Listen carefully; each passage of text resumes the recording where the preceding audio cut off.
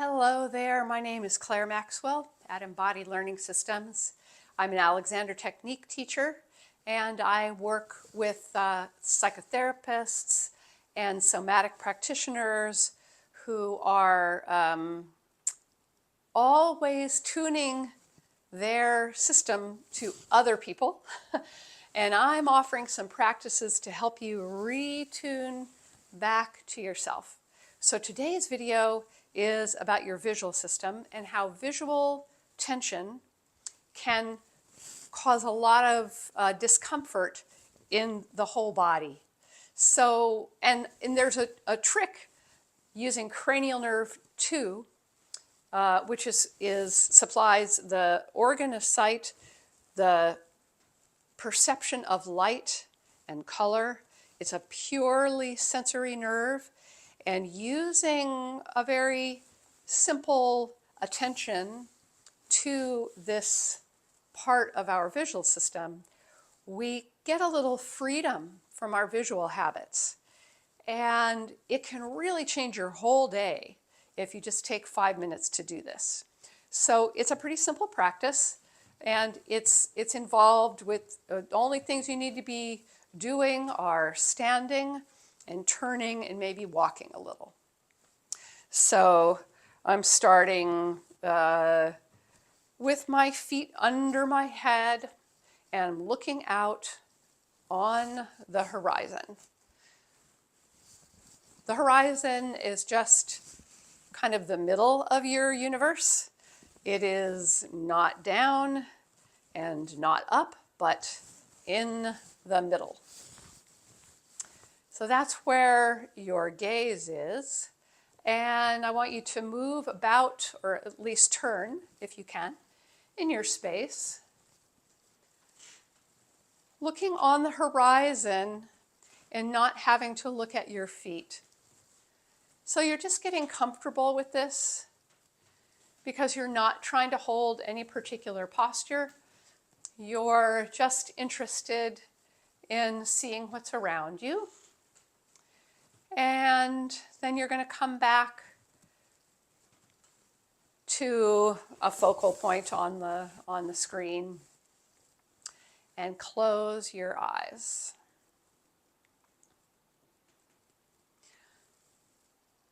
And what you may notice is there's a little bit of postural sway because we do rely on focus for balance. But our postural system is perfectly capable of helping us not fall over with our eyes closed. But what you will notice is that your body is looking for feedback about where the ground is. And so your system creates a little bit of sway so that you get that sensory feedback through your feet. So once you've had a chance to acclimatize to that, you may notice that there's some vestigial tension. It could be pretty low level around your eyes, and that you might be trying to hold them in a particular place. But because you don't have to focus on anything now, you don't need to hold your eyes or create any muscular tension. There's like 6 muscles around your eyes. And the muscles that close and open your eyelid are not even visual system muscles. So you can just let the whole thing soften. And I've noticed that it helps me to pay a little attention. I'm even bringing my hand to create a little darkness for my right eye. Awareness of my right eye, giving it a little bit of time. And then a little bit of darkness for my left eye. It's so wonderful. You can really feel how the organ of the eye, a purely sensory organ and nerve, is perceiving the difference between dark and light and color.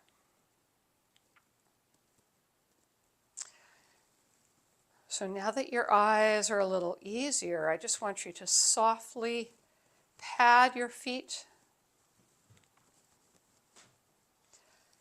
so that your body feels comfortable, shifting weight from right to left, easing your ankles, knees, and hips, and letting your gaze inside your closed eyelids rest on the horizon as you begin to turn around your space.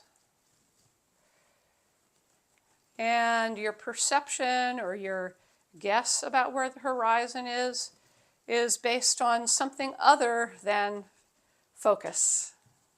I don't know if I've got back to the camera or not. I'm going to cheat. Yeah, I did pretty good. So then you bring your gentle padding step to a close,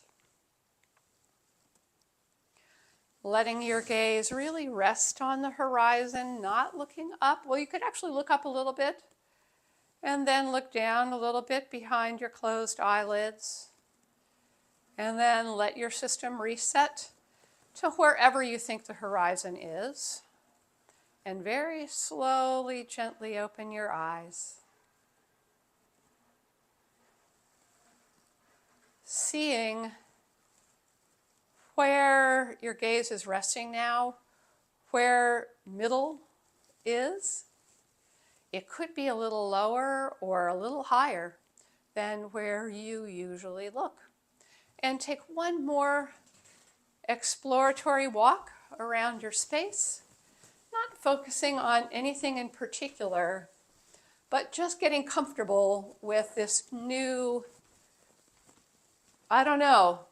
this new visual field. You might be seeing a different part of your space. And then if you check in with your body, there may be a different sense of how it feels underneath you and how you're breathing and how easy it is for you to be upright. How do your arms and shoulders and hands feel? So for me, I just feel more fluid, I would say. I've done this a couple of times, so my visual field is it's just more fluid. It's more free. I don't feel as stuck in my habitual focal habits. So I hope that was helpful. And if you're curious about this kind of work, I have a process called cranial nerve sequencing. I go through all the cranial nerves. They are very famous in the therapeutic world now. There are trauma-informed practices that activate the vagus nerve and certain parts of the visual system.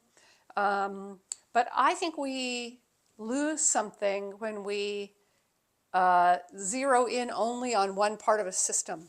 So I'm activating the whole system and giving my students time to explore how habit restricts